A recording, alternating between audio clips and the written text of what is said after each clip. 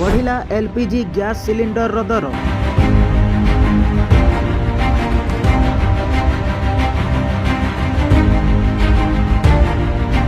हाँ दर्शक बंधु, मास आरंभ 195 टंका महंगा है कमर्शियल गैस।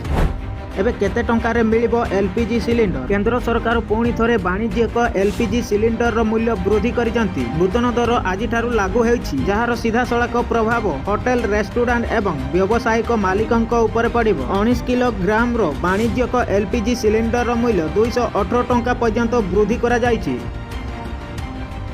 फलस्वरूप विभिन्न सहर रे मूल्य वृद्धि पाइछि।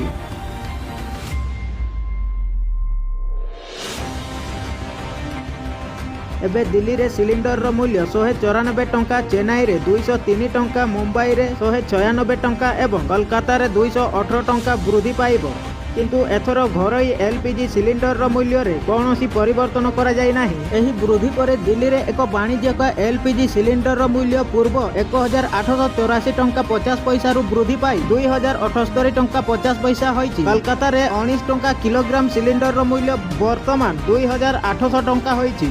सेपरि मुंबई रे एहार मूल्य 2031 टंका रे पहुंचीछि। चेन्नई रे एही सिलिंडर एबे 2246 टंका 50 पैसा रे उपलब्ध हेबो। पाटना रे एक वाणिज्यिक LPG सिलिंडर रो मूल्य 2365 टंका को वृद्धि पाइथिबा बेले जयपुर रे एहार मूल्य 2031 टंका रे पहुंचीछि।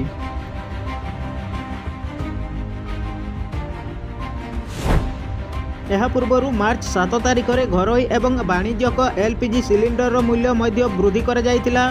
सही समय रे घरोई सिलिंडर रो मूल्य 70 टंका एवं वाणिज्यिक सिलिंडर रो मूल्य 1014 टंका 50 पैसा महंगा होइतिला। एही वृद्धि परे दिल्ली रे 14.2 किलोग्राम घरोई सिलिंडर रो मूल्य 913 टंका को वृद्धि पाइथिला, जहा पूर्व मूल्य 853 टंका थिला। यह गोटिए वर्षरु कम समय मध्य रे द्वितीय मूल्य वृद्धि होइछि। यह पूर्व एप्रिल 2025 रे मध्य 50 टंका वृद्धि कार्यकारी होइथिला। एबे LPG मूल्य वृद्धि साधारण लोकंक पॉकेट उपरे सीधा सड़क प्रभाव पकाइबो। वाणिज्यिक सिलिंडर रो महंगा हेबा सहित होटेल एवं रेस्टोरेंट परिचालनाकारी माने खाद्य एवं पानीय मूल्य वृद्धि करि पारंती। एहार अर्थ हेउछि बाहरु खाद्य मगाइबा एबे पूर्व अपेक्षा आहुरी महंगा होई पारे।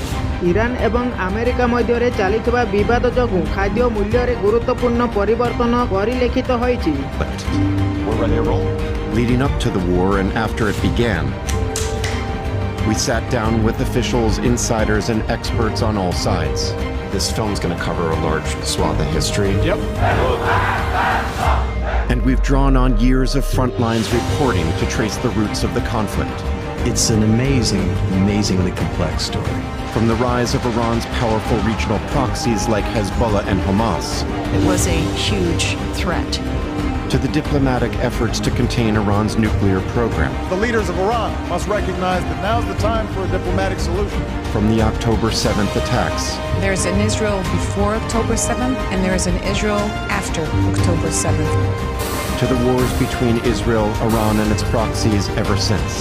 We will not allow those threats to come to our borders. Annihilation, extermination. Do I need to give you numbers? We faced an aggression by Israel and by America, and then we resisted. And now, the uncertainty gripped